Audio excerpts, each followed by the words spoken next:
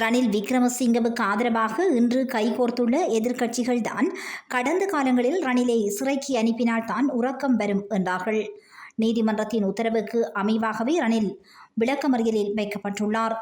நீதிமன்றத்தின் உத்தரவை சவாலுக்கு உட்படுத்தி போராட்டத்தில் ஈடுபட்டால் அது நீதிமன்ற அவமதிப்பாகும் என மக்கள் விடுதலை முன்னணியின் பொதுச் செயலாளர் ட்ரில்வின் சில்வா தெரிவித்தார். கொழும்பில் நேற்று ஞாயிற்றுக்கிழமை நடைபெற்ற நிகழ்வின் பின்னர் ஊடகங்களுக்கு அவர் இந்த கருத்தை குறிப்பிட்டுள்ளார். தொடர்ந்து அவர் கருத்து வெளியிடுகையில் அரச நிதி மோசடி குற்றச்சாட்டின் அடிப்படையில் முன்னாள் ஜனாதிபதி ரணில் விக்ரமசிங்க குற்றப்புலனாய்வு திணைக்களத்தால் கைது செய்யப்பட்டு நீதிமன்றத்தில் முன்னிலைப்படுத்தப்பட்டார். நீதிமன்றத்தில் இருதரப்பிலும் விடயங்கள் முன்வைக்கப்பட்டன. முன்னாள் ஜனாதிபதி ரணில் விக்ரமசிங்கவுக்கு பிணை அளிப்பதற்கு போதுமான காரணிகள் இல்லாததால் அவரது பிணை கோரிக்கை நிராகரிக்கப்பட்டு நீதிமன்றத்தால் விளக்கமறியலில் வைக்கப்பட்டுள்ளார். இன்று நீதிமன்றம் குறித்து மாறுபட்ட கருத்துக்களை குறிப்பிடுகின்றவர்கள் ரணில் விக்ரமசிங்கவுக்கு பிணை கிடைத்திருந்தால் நீதிமன்றத்தை புகழ்வார்கள். ரணில் விக்ரமசிங்கவை கைது செய்தவுடன் தேர்தல் காலத்தில் முட்டி மோதி கொண்டவர்கள் அனைவரும் ஒன்றிணைந்துள்ளார்கள். இவர்களில் 99% சட்டத்தால் தண்டிக்கப்பட வேண்டியவர்கள். தமது குற்றங்களுக்கு எதிராக சட்ட நடவடிக்கை எடுக்கப்படும் என்ற அச்சத்தில்தான் இவர்கள் முன் எச்சரிக்கையாக ஒன்றிணைந்துள்ளார்கள்.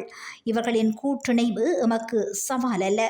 ரணிலை சிறைக்கு அனுப்பினால் தான் உறக்கம் வரும் என்று கடந்த காலங்களில் தேர்தல் மேடைகளில் குரல் எழுப்பியவர்கள்தான் இன்று அவருக்காக ஒன்றிணைந்துள்ளார்கள். நாட்டு மக்கள் முதலில் உண்மையை விளங்கிக் கொள்ள வேண்டும். சிறு குற்றங்களுக்கு தண்டப்பணம் செலுத்த முடியாமல் எத்தனை பேர் இன்றும் சிறையில் உள்ளார்கள். அதிகாரத்தில் இருந்தவர்கள் செய்யும் தவறுகளை பெரிதுபடுத்தக்கூடாது என்று முன்னாள் ஜனாதிபதி ஒருவர் குறிப்பிடுகின்றார். அவ்வாறு ஆயின் அவரது ஆட்சியில் எவ்வாறு சட்டவாட்சி செயல்படுத்தப்பட்டிருக்கும் என்பதை மக்கள் ஆராய வேண்டும்.